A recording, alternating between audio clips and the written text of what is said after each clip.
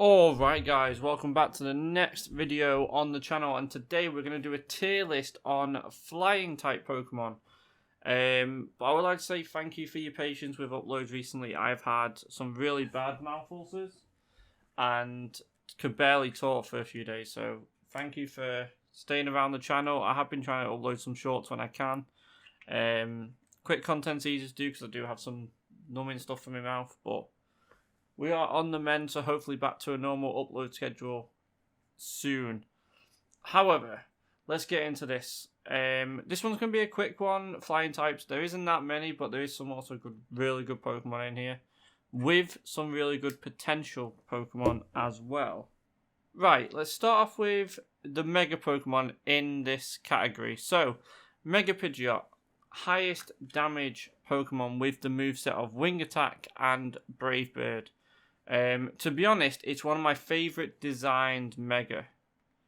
It just looks so clean. And obviously we do have another one, which is Mega Rayquaza, which I do think is coming out for GoFest, which still has not been announced yet, which is stupid. We've also had no mention on Heroes Niantic, and it's been over 10 days, I think, or 14 days.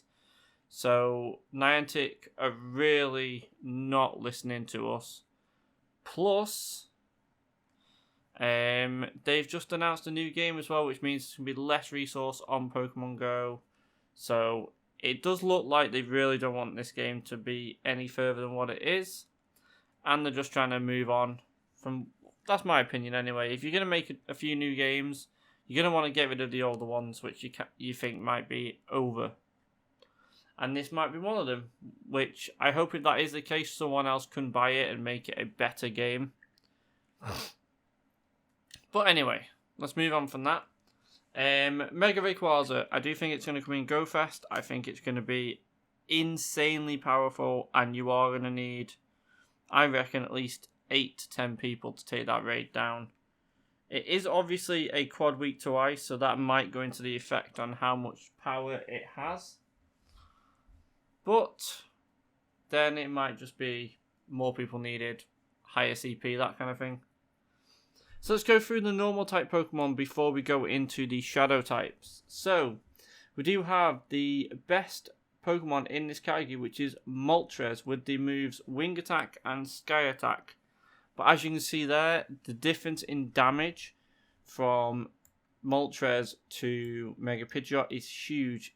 Even Shadow Moltres to Moltres itself is a huge jump. Then you've got Braviary, which is not the Hisuian form. That's down here. With the moves Air Slash and Brave Mood is quite close in damage. However, due to its survivability, it's not up there with the best. And then also you've got Rayquaza here with Air Slash and Hurricane. Obviously Rayquaza is a better Dragon type Pokemon than it is a Flying type until the move Dragon Ascent does get added to the game. So let's move on to Staraptor with the move Wing Attack and Brave Bird. If you do look at the charge moves on the screen at the moment, other than Rayquaza, it is just... Oh, and just Vito actually. It is all Brave Bird and Sky Attack. So they are the best moves to have on these Pokemon. And then you're looking at Air Slash and Wing Attack mostly for the fast moves. So Staraptor doesn't have its comm move, which is weird because Gust was actually supposed to be one of the meta moves for it.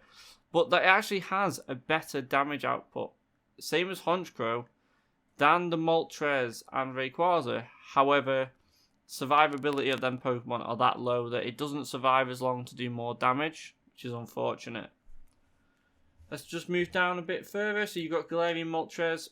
This Pokemon is probably one of the best designed Pokemon I've seen in a long time. When this first came out, I thought it was going to be Dark Fire, but it's unfortunately not.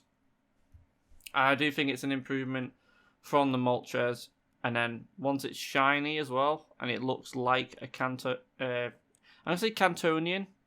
Moltres, it looks incredible. But we're just getting into the low ranges here, which is unfortunate because there's some really good Pokemon here. You've got Tornadus, Hisuian Braviary, Svital, Moltres, which is unfortunate. So let's move on to the Shadow Pokemon, and obviously we did speak about this Pokemon before, but Shadow Moltres with the move Wing Attack and Sky Attack is on 18.37, which is huge improvements from Moltres itself, and also has a better survivability, which is weird because it's got less defense, but I'm guessing because you can take Pokemon down that much faster, you have a better defense for it. And then if you look at Shadow Honchkrow as an example, look at that damage output, but then its survivability is unfortunately not that high, so it does go down quite fast. So, like I said, this one is going to be a short one. It's not going to be as long as all the others. However, my opinion for if you wanted to go into a pure flying type team, I'd go in with a Mega Pidgeot. If you have any if you have the Shadow Moltres, go in with the Shadow Moltres. Hasn't come back in a while in Giovanni, so I would assume not many people have it, especially if you're a new player. So I would go with Rayquaza, who has been back recently. Staraptor, that's had a comm day recently as well. And then also a normal Moltres, if you do have one. Really good Pokemon to have around, do a lot of damage. However, it is not the most exciting type out there for damage, but it does have some of the best designed Pokemon, so we've got to give it that. Thank you all for watching. Like I said, this one's going to be a quick one because of my mouth ulcers. Let me know if you enjoy these tier lists. Please like, comment, subscribe to the channel, and I'll speak to you all in the next one.